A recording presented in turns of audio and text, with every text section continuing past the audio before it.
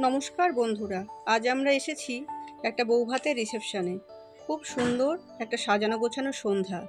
কিছুক্ষণ পরে ওপরে চলে গেলাম, গিয়ে সবার সাথে দেখা করলাম। দেখা করে সোজা চলে গেলাম রাতের খাবার খেতে। আপনারা মেনু কার্ডটি ভিডিও পজ করে দেখে নেবেন।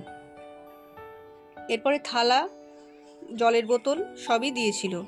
তারপরে দিল লেবু, ফিশ ব্যাটার ফ্রাই, কাসুন্দি, তারপরে নানপুরি, চানা মশলা, ভাত, শাহি পনির, পরপর সব আসলো। তারপরে দিল কাতলা কালিয়া, চিংড়ি মাছের মালাইকারি, তারপরে ফ্রাইড রাইস, স্যালাড এবং মাটন কষা, যেটা ছিল আজকের শো স্টপার।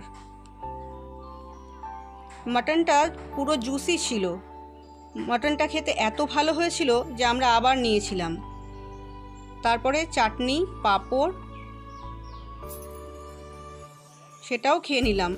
তারপরে আসলো মালাই